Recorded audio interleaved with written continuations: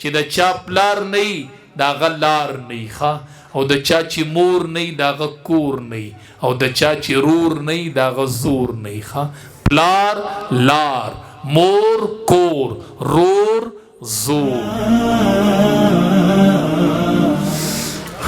طلباو میدان محشر بی صفونه بلګیدلی حساب بکیږي 50,000 کال ورځ بی او صفونه بلګیدلی پلار به پتمې وي دا بچي به زما سفارش کی مور به پتمې زما بچي حافظ دی اوس په زما سفارش کی زوام د قرآن د حافظ سفارش په سوک د مور خو بتو کی د بابا خو بتو کی خوستا به سوک کی بچیا تاله یو سفارشی په کار نه دی د ماتوي زما سفارش په سوک زورتم بچیا القرآن شافع مشفع د حافظ قرآن سفارش په میدان محشر کې خپل قرآن کریم کی خاصه سفارش په د الله کلام او القرآن شافع مشفع قرآن چې د چا سفارش وکړو نو مشفع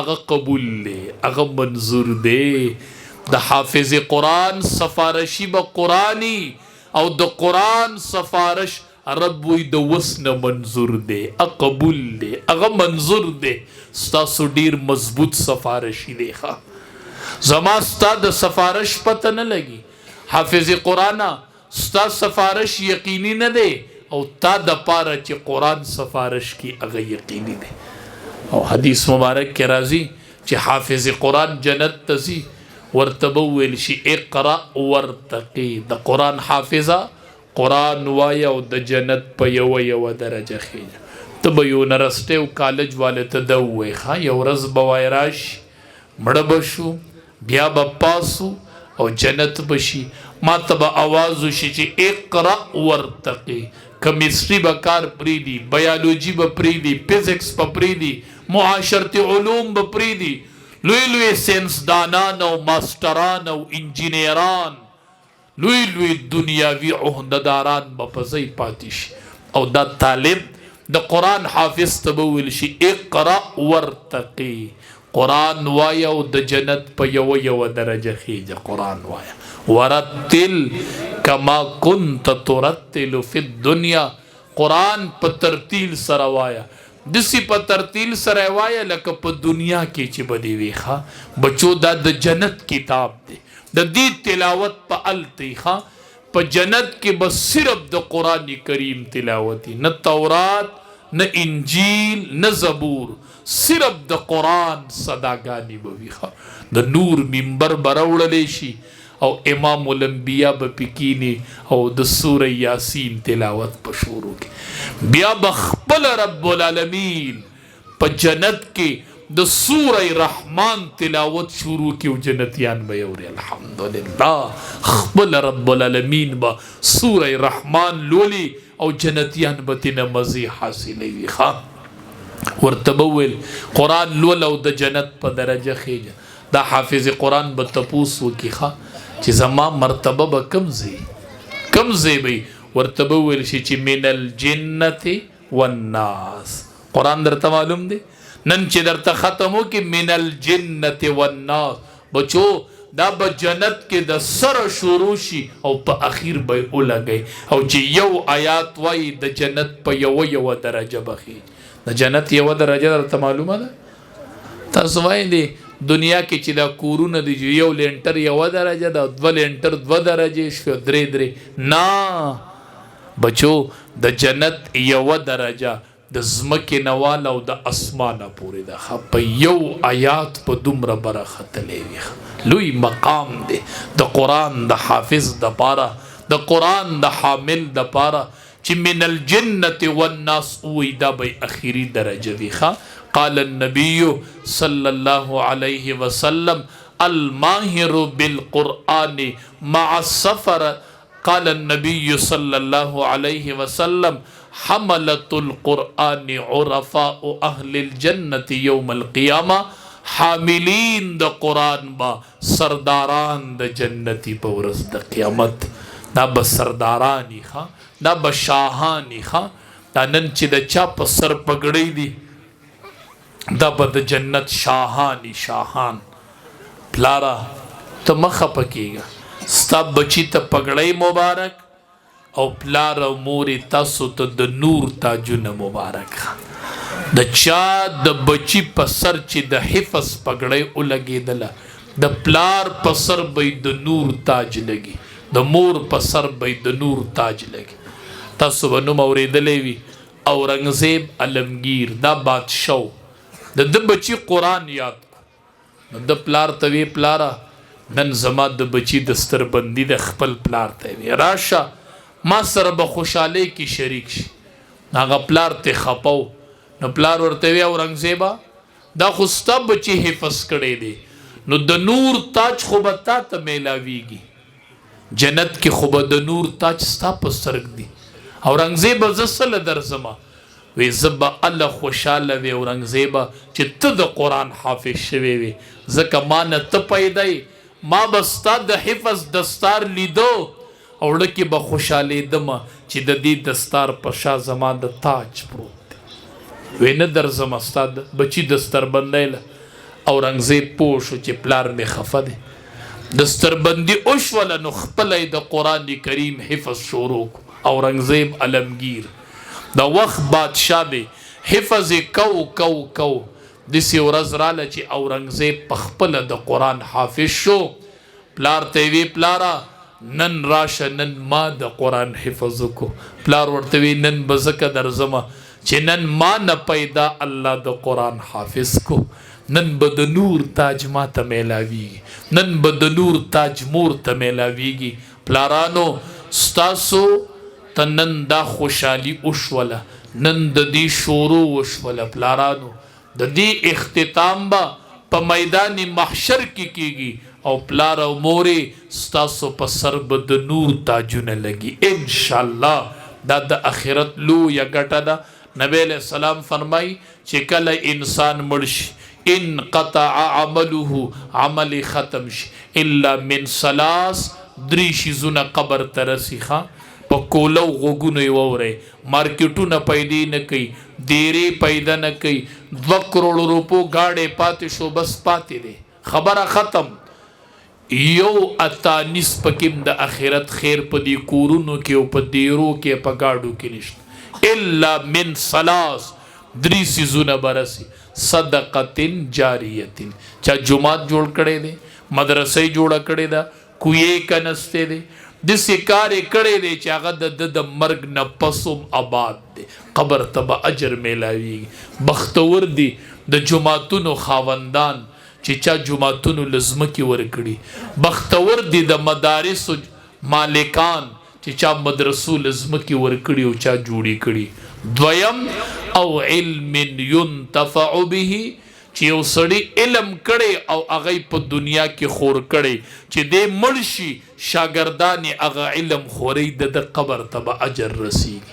2 څیزه شول، صدقه جاریه دې کړې ده، بابا جماعت ته جوړ کړی دی، مدرسه دې جوړه کړې ده، یتیم خانه دې جوړه کړې ده، نه علم دې کړی چې هغه دې خور کړی.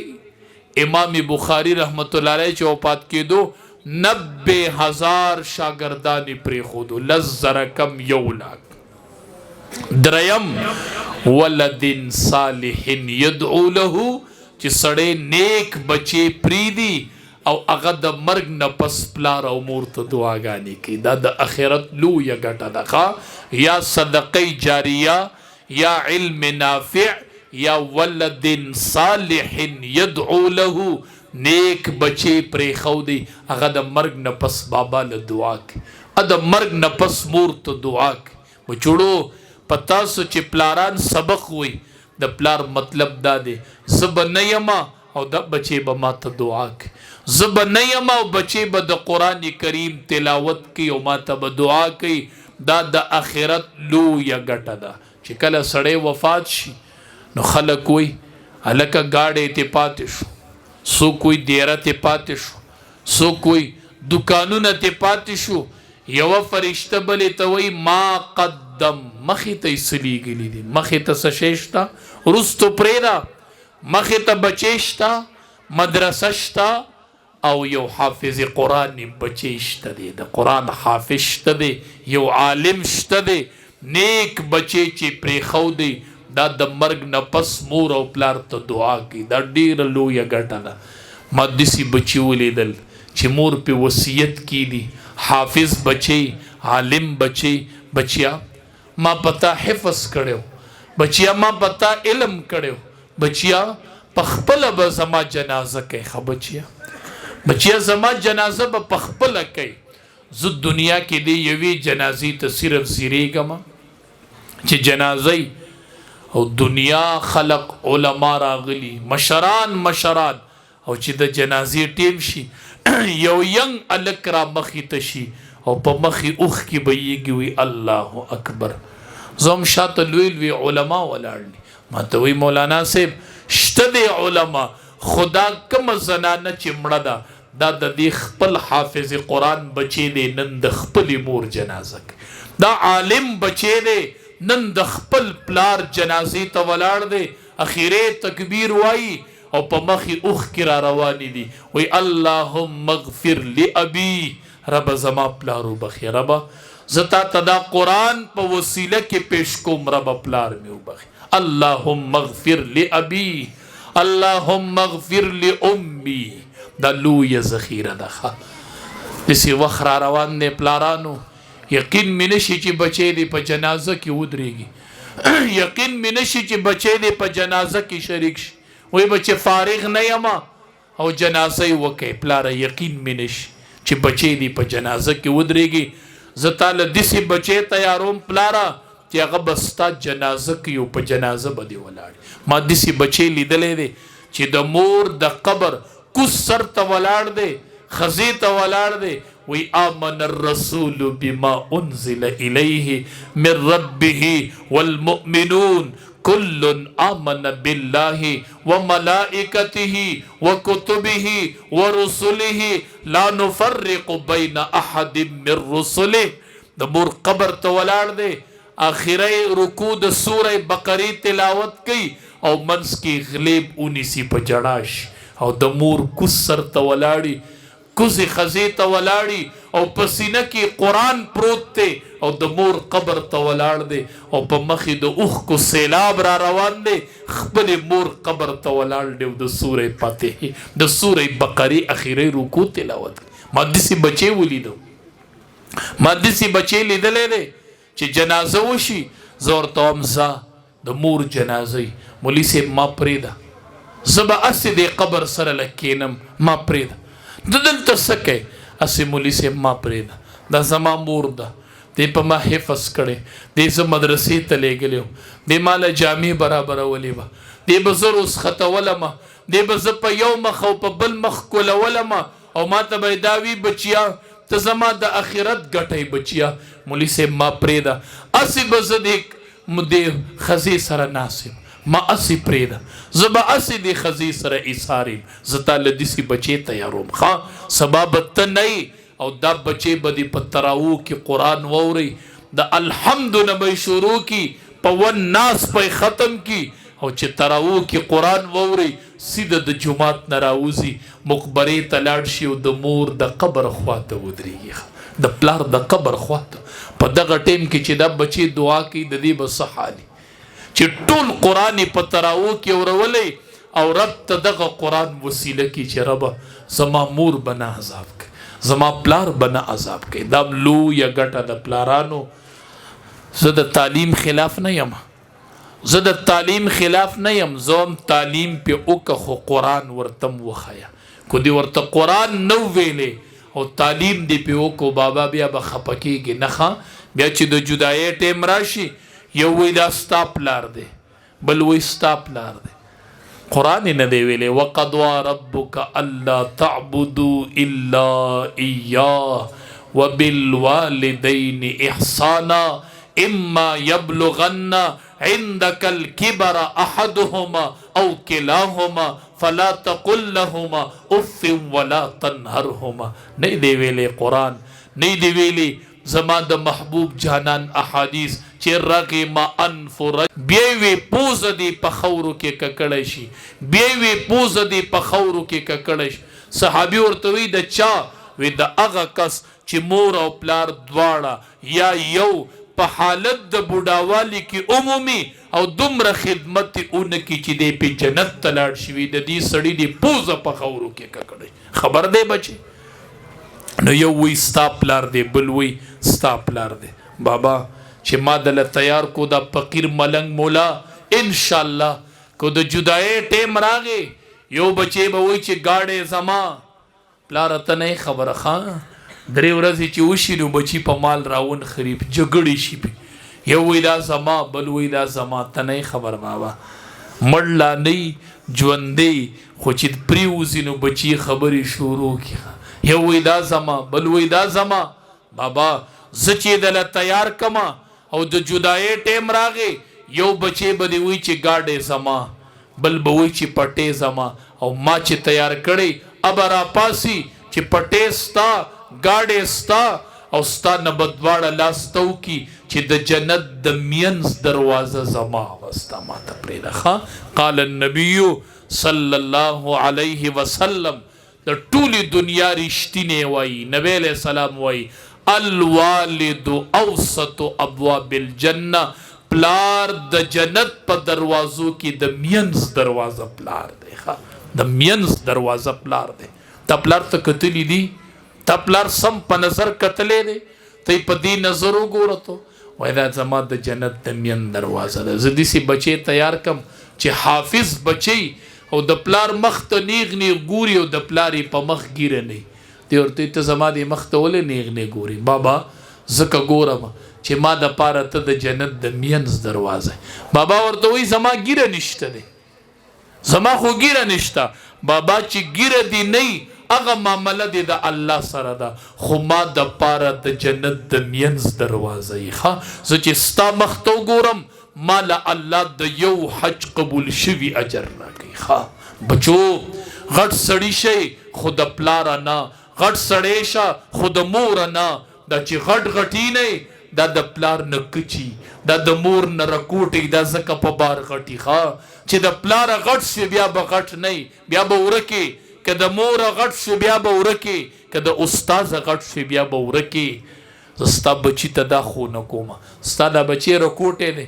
دی ما ته وایي مولي صاحب ما ته د مور او پلار د مخ مثال نه راکوي چې زه ورته داسې ګورم بیا داسې د مور ښه دا دواړه برابر دي، نو ما نه به نه هېرېږي. زه هم بچیه د هغې مثال دلته نشته دی، خدای دې غټ سړی که. او زه به درته مثال وښیم، بازار ته به لاړ شي تصویران به خرڅېږي، د زیروح شي تصویر به نالي، چې کوم شي کې روحي هغه تصویر به کور کې نه لګوي، ځکه بیا ملایک نه راځي. هسې د ونو منو تصویران ځان لاله او د غرونو والا. بچیا دغه تصویران چې ګوري نه دی کې به یو تصویر د کعبې ښه تش د کعبې تصویر به والي ابه راوړي ځان ته به یې داسې کور کې ولګوي. ښه بچیا خدای دې حج له بوزه، خدای دې عمرې له بوزه، سره د موره د خدای بوزه، سره د پلاره د خدای بوزه. بیا به ما ته ووایي چې ما ته د مور د مخ مثال وښیه، زه به درته وایم چې کوز شه حرم شریف ته د کعبې نه وګرځه بچیه، چکر یې ترې ولګوه. ودې لیدله کعبه؟ او مولانا صاحب ښه د نږدې نه مې کعبه ولیدله. خلک کیني، څوک یې په غلاب پورې نښتي دي، څوک چغې وایي، څوک په حتیم کې ولاړ دي. بچیا کعبه دې ولیدله او مور د سره شته؟ او زه اوس یو نظر د مور مخ ته وکړه ومې لید، زه بیا کعبې ته وګوره بیا مې وکتل، زه بیا د مور مخ ته وګوره ومې لید. ای بچیا دا کعبه او د مور مخ الله یو برابر کړي دي. چې کعبې ته بنده وګوري 20 رحمت پرې راورېږي، او د مور او پلار مخ ته چې د رحمت په نظر وګوري الله د یو حج قبول شوي اجر ورکوي. ښه بچیا کو کعبې ته کتل عبادت دی، خو د دې بوډا پلار مخ ته کتل هم عبادت دی، د دې بوډۍ مور مخ ته کتل هم عبادت دی. بچیا الله بخون وکي چې ستا دا پګړۍ په سرې اتلې کیې پلار له چاپی کوي او دا شمله د پلار په مخ پرتی، اته مور له چاپی کوي او دا شمله دی د مور په مخ پرتی. وای مورې ځکه عالم یما که پیشوا یما که مقتدا یما که د قوم مشر یما دا به دوره نه بار یما. ښه مورې په دنده به زه مشر نه یم، زه به مقتدا نه یم، زه به پیشوا نه یم. مورې زه به ستا مخ ته ګورم، پلاره زه به ستا مخ ته ګورم. مورې ستا د خپو د لاندې ما جنت لیدلی دی، پلاره ستا مخ ما د جنت دروازه لیدلی ده، پلاره ستا رضا ما د رب رضا لیدلی ده. او دې بچو ته اخیری سبق وامه، بچو چې د چا پلار نه د هغه لار نه ښه، او د چا چې مور نه د هغه کور نه، او د چا چې رور نه د هغه زور نه ښه. پلار لار، مور کور، رور زور، دا به یادوئ ښه. نن هم چې دا کور دی دا په دې کې یوه ملکه مور ناسته ده، او چې دا مور دې نه وه بیا به کور نه ښه. وایي مورې ته زما د کور زینت یې، بابا ته زما د کور ښایست یې، ته دې په کټ کې پروت یې، خو زه به درته ګورم، ماله به الله د یو حج قبول شوي اجر راکړي. بابا زما اجر یې، زما اسره یې. بچوړو د پلاره به نه غټېږئ، د موره به نه غټېږئ، او د استاز نه به نه غټېږئ. خدایم په ټوله دنیا کې وځلوه، خدایم زلینده ستوري کا، الله با عمل علما کا. و آخر دعوانا ان الحمد لله رب العالمین.